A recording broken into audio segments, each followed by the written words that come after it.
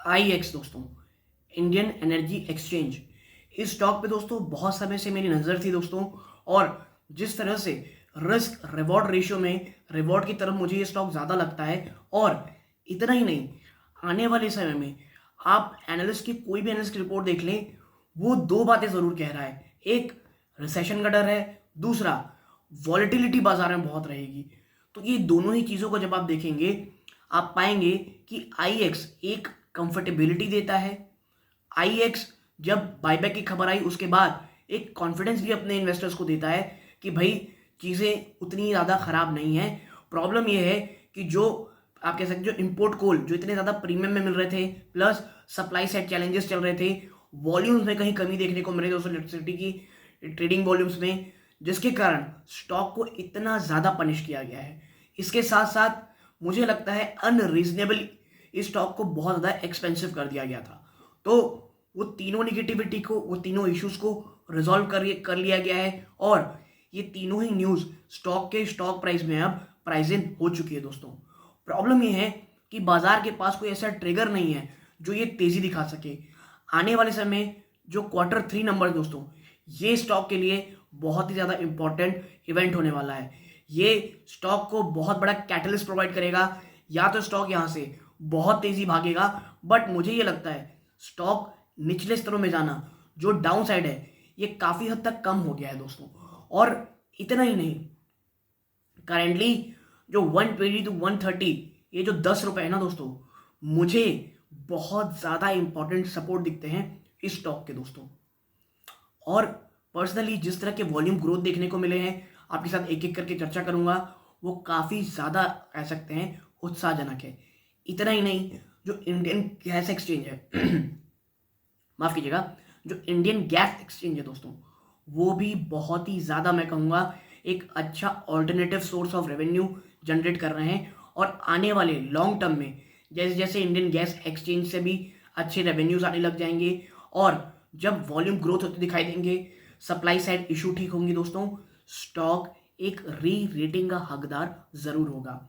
और मुझे लगता है कि IEX में दोस्तों काफ़ी जो तमाम नेगेटिविटी है वो प्राइस इन हो चुकी है।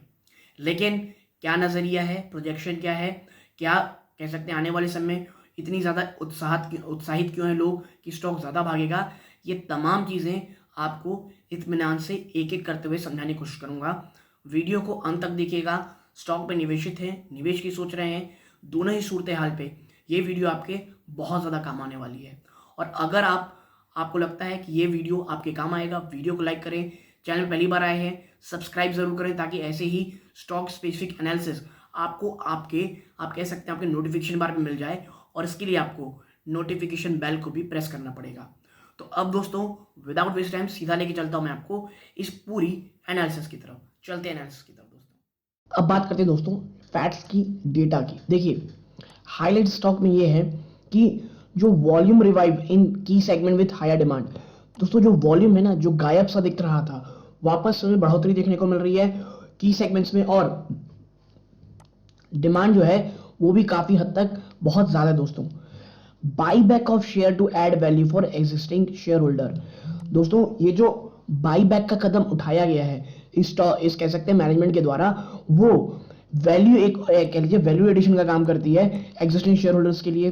ठीक है, कंट्रीब्यूशन मतलब अदर सेगमेंट। देखो देखिए, जो गैस एक्सचेंज है ना, वो काफी हद तक सपोर्ट करेगी आने वाले समय में इनके मार्जिन में, इनके वॉल्यूम दोस्तों। और वही कहा जा रहा है कि contribution from other segment boost profit दोस्तों। ठीक है, earnings to be better in second half of current fiscal. देखिए बात ये कही जा रही है ना कि जो वर्स्ट था ना, the worst case scenario over हो चुका है, और अब जो सेकंड हाफ होने वाला है कंपनी का, वो काफी हद तक अच्छा होने वाला है। ठीक है, आगे आप देखेंगे at 29 times P stock offers good margin of safety. और देखिए 29 टाइम्स की पी में ट्रेड कर रहा है दोस्तों, और इन वैल्यूएशंस में जो मार्जिन ऑफ सेफ्टी है और जो रिस्क रिवॉर्ड में जो रिवॉर्ड का साइड है वो कहीं ज्यादा है। ठीक है, अब आप देखें IEX Indian energy exchange saw good growth in electricity volume traded in quarter that ended in December 2022 despite supply side issue. देखिए जो दिसंबर क्वार्टर के नंबर्स निकल के आए हैं ना, वो बहुत ज्यादा अच्छे रहे दोस्तों। और ये तब अच्छे हैं तब जो सप्लाई साइड का इशू है ना दोस्तों, वो अभी भी पूरी तरह से गया नहीं है दोस्तों, ठीक है। उसके बावजूद आपको जो ट्रेड वॉल्यूम्स हैं उसमें बढ़ोतरी देखने को मिल रही है। आगे देखें आप, total volumes traded were up 5% on a quarter quarter basis at 24.2 billion units. जी हाँ दोस्तों, जो वॉल्यूम ट्रेड किए गए हैं वो क्वार्टर ऑन क्वार्टर बेस पे 5% की वृद्धि दिखा करके 24.2 बिलियन यूनिट्स में रहे। और इसके साथ साथ coal availability has been an issue. जो कोयले की अवेलेबिलिटी है दोस्तों, वो अभी भी एक इशू है, लेकिन इशू है, बहुत ज्यादा क्राइसिस फैक्टर नहीं रह गया है। तो ये आप कह सकते हैं कुछ सिल्वर लाइनिंग से दोस्तों। Most of the coal procurement is through the e-auction route and hence there is a spike in electricity prices।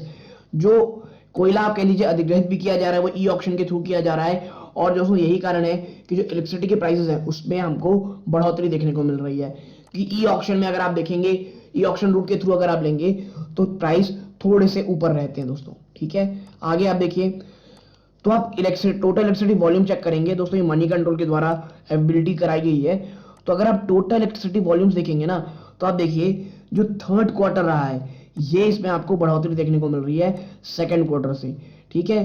तो लेकिन आप देखेंगे ईयर ऑन ईयर अभी भी जो है वॉल्यूम्स हैं उसमें आपको कमी देखने को मिल रही है, ठीक है। क्योंकि आपको पता होगा भाई, जो इशू है वो पूरी तरह से रिजॉल्व नहीं हुआ है, सप्लाई साइड इशू। और आप कह सकते हैं जो कंपनी का ये कहना है कि जो REC है दोस्तों, क्या 1 सेकेंड बता दूं आपको, REC रिन्यूएबल एनर्जी सर्टिफिकेट्स, इनके कारण भी वॉल्यूम्स में आपको थोड़ी सी कमी देखने को मिल रही होगी दोस्तों, ठीक है। आगे है दोस्तों, आप देखिए जो स्टॉक को लेकर के इसके फाइनेंशियल प्रोजेक्शन की जो बात कही जा रही है, आप देखें तो जो ये अंत होगा ना, फाइनेंशियल 23 का अंत होगा, तब तक रेवेन्यू आप देखेंगे 456.9 करोड़ की बात कही जा रही है दोस्तों, ठीक है। 56 करोड़ की बात कही जा रही है। तो ये जो फाइनेंशियल 23 के एस्टिमेट कहे जा रहे हैं, इसमें आप देखिए ये जो 24 है ये बढ़ करके 456 करोड़ से बढ़ करके 539 करोड़ हो जाएंगे, और उसके बाद 603 करोड़ से भी ज्यादा हो जाएंगे। यानी साफ साफ बढ़ोतरी देखने को मिल रही है। नेट प्रॉफिट में भी आपको देखिए तो आपको सिर्फ उछाल देखने को ही मिलेगी, ठीक है, गिरावट कहीं नहीं है, ठीक है। हाँ, आप कह सकते हैं जो एबिटा मार्जिन, जब परसेंटेज में आप देखेंगे जो एबिटा मार्जिन में, तो ये घटे नहीं है, बढ़े हैं, लेकिन जो आप कह सकते हैं जो आपको बढ़ोतरी देखने को मिलेगी ये कोई बहुत ज्यादा नहीं दिखेगी, मोर और लेस फ्लैटिश ही आपको देखने को मिलेगी दोस्तों, ठीक है। तो आने वाला समय मुझे लगता है वॉल्यूम्स के तौर पे अच्छा होगा। मार्जिन मुझे नहीं लगते कि बहुत ज्यादा कहीं इंप्रूवमेंट आपको देखने को मिलेंगे, ठीक है। आगे आप देखेंगे तो एक जो आप नए एक्सचेंज की बात आपने पहले भी मैंने कही थी, इंडियन गैस एक्सचेंज, ये थोड़ा आप कह सकते हैं लॉन्ग टर्म में एनर्जी एक्सचेंज को सपोर्ट देने वाला है। ये एक अन्य सोर्स ऑफ रेवेन्यू बनने वाली है। और देखिए इसमें बढ़ोतरी आप देखें इनके वॉल्यूम्स में, आप देखें ये पहले 1.8 थी, ठीक है, 22 में फर्स्ट हाफ में, ये सेकंड हाफ में ये बढ़ करके हो गई है। इवन के नेट प्रॉफिट में आप देखेंगे तो क्या शानदार उछाल है, 1.2 करोड़ से अगले क्वार्टर में ही 2.42 करोड़ का हो जा रहा है। यानी ये चीज दोस्तों जो गैस एक्सचेंज है, ये एक बहुत ज्यादा मार्जिन ऑफ सेफ्टी, और मार्जिन ऑफ सेफ्टी जब मैं कहता हूं मेरा मतलब ये है कि जो प्रॉफिट्स आने वाले समय उन्हें ये सेव करता है, क्योंकि ये भी एक source of revenue, source of income बनता है दोस्तों, ठीक है। अब बात करते हैं इस चीज की कि भाई बिजनेस एनवायरनमेंट किस तरह इंप्रूवमेंट हो रहा है। देखिए IEX generates a lot of free cash and is having very little capex and debt, ठीक है। देखिए इस एक्सचेंजेस की सबसे अच्छी फायदा ये होता है कि ये कोई बहुत बड़ी कैपिटल इंटेंसिव बिजनेस नहीं रहता दोस्तों, ठीक है।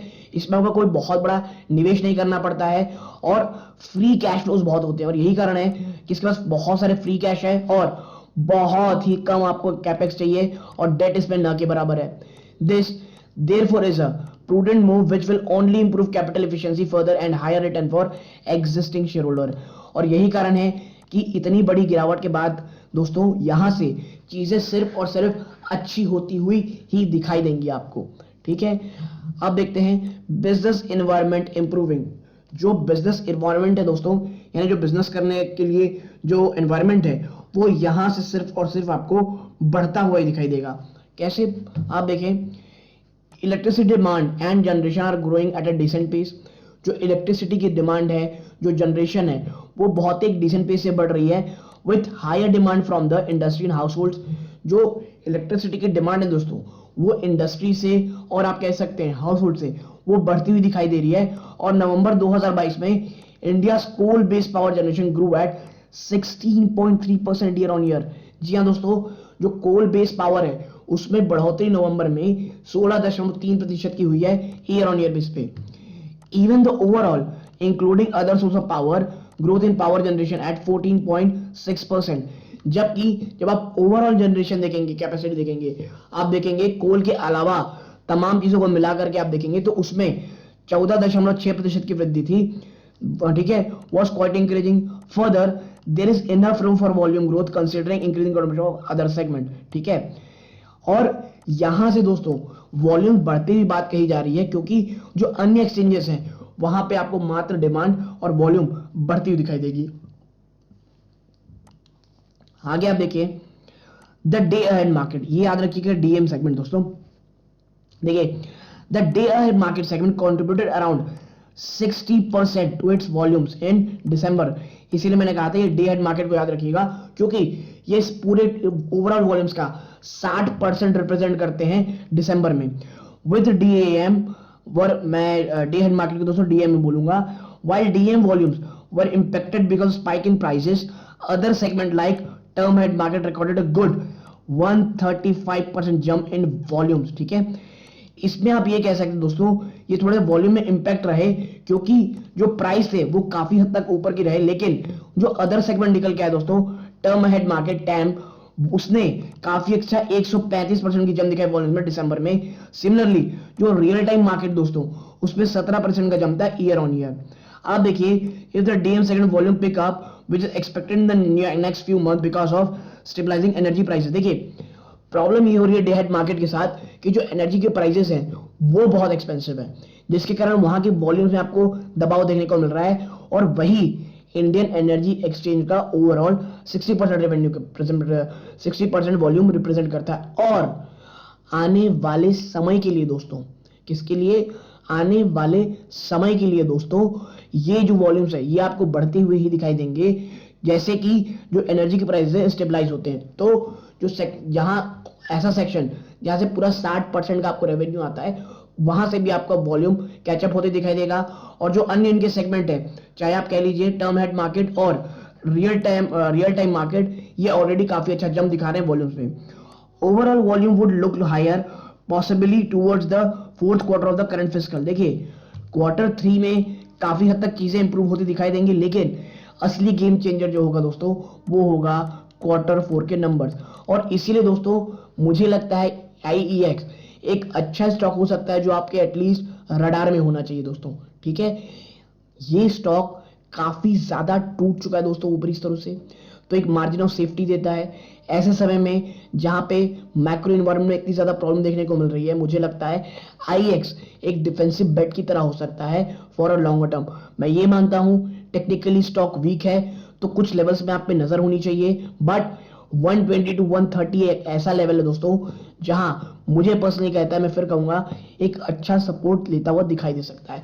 तो जिस तरह आप कह सकते हैं अगर आप इस तरह के जो रिस्क है आप ले सकते हैं, अगर ये स्टॉक आपके रिस्क एपेटाइट को पूरा करता है तो एक बार आपको स्टॉक में जरूर नजर बना के रखनी चाहिए दोस्तों। लेकिन कोई भी अगर आप कह सकते हैं कोई भी आप डिसीजन ले खरीदारी का, बेचने का, लॉन्ग टर्म में निवेश करने का, अपने वित्तीय सलाहकार सलाह जरूर लीजिएगा दोस्तों। यहां तक जुड़े रहे, अपना कीमती समय दिया, इस बात का बहुत बहुत धन्यवाद। ये इस वीडियो का अंत है। जय हिंद दोस्तों।